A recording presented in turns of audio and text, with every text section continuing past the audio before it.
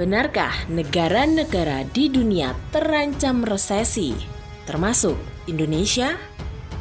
Bank Dunia mengatakan ancaman resesi ekonomi global sudah di depan mata dan sulit sekali dihindari oleh negara-negara di dunia. Dikutip dari CNN Indonesia, dalam laporan Global Economic Prospect June 2022, Bank Dunia menyebutkan tekanan inflasi yang begitu tinggi di banyak negara tidak sejalan dengan pertumbuhan ekonomi. Sejumlah negara-negara maju seperti Amerika Serikat, Eropa, dan Jepang diprediksi ikut terseret ke dalam jurang resesi akibat inflasi yang terus meningkat. Tidak hanya negara maju, bahkan negara berkembang pun seperti Indonesia beresiko mengalami resesi ekonomi. Berikut ada beberapa negara yang terancam masuk ke dalam resesi. Yang pertama adalah Amerika Serikat, di mana proyeksi resesi ekonomi Amerika Serikat berdasarkan data pendapatan domestik bruto The Atlanta Federal Reserve memperkirakan pertumbuhan ekonomi Amerika Serikat hanya 0,9% pada kuartal 2 2022 atau turun dari kuartal 1 yang tumbuh 1,5%. Kondisi penurunan ekonomi selama 2 kuartal berturut-turut merupakan salah satu tanda dari resesi. Yang kedua adalah negara Eropa, di mana kekhawatiran negara-negara Eropa dapat jatuh ke dalam resesi tercermin dari mata uang euro yang merosot ke level terlemahnya terhadap dolar sejak akhir 2002. Salah satu pemicu ketakutan resesi adalah kenaikan harga gas alam.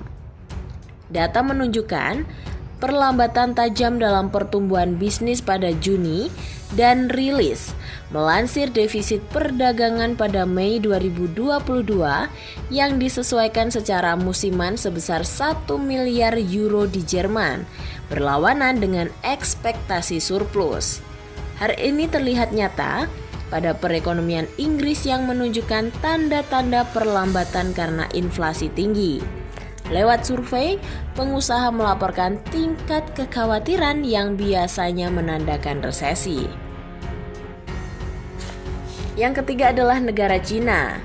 Dana Moneter Internasional atau IMF memperkirakan perekonomian Cina akan melambat di paruh kedua 2022 imbas upaya mengendalikan kasus COVID-19.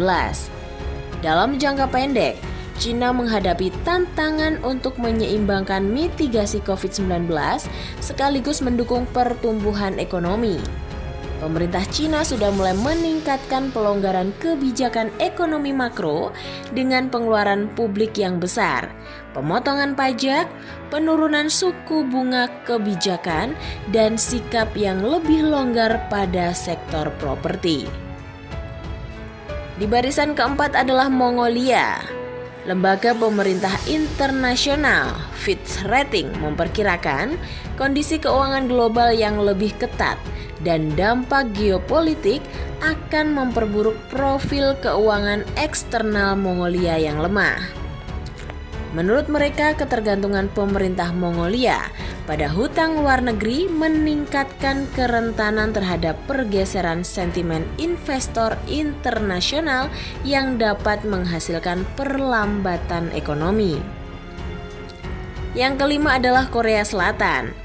Saham Korea Selatan jatuh pada awal bulan ini karena investor khawatir bahwa kenaikan suku bunga acuan untuk memerangi inflasi akan memicu perlambatan ekonomi.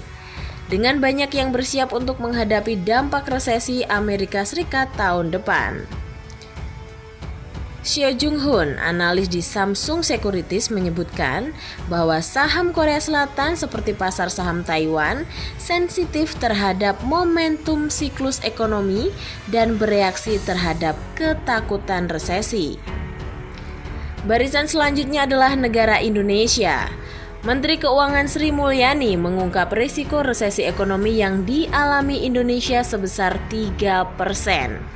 Sementara terdapat negara lain yang potensinya lebih dari 70%.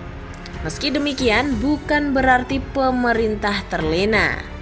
Sejauh ini, Bendahara Negara menilai ekonomi Indonesia masih cukup positif. Sebab, sektor keuangan Republik Indonesia lebih kokoh setelah terjadi krisis 2008 sampai 2009 lalu. Sri Mulyani juga mengatakan hutang luar negeri pemerintah juga menurun. Begitu juga dengan hutang korporasi yang semakin rendah.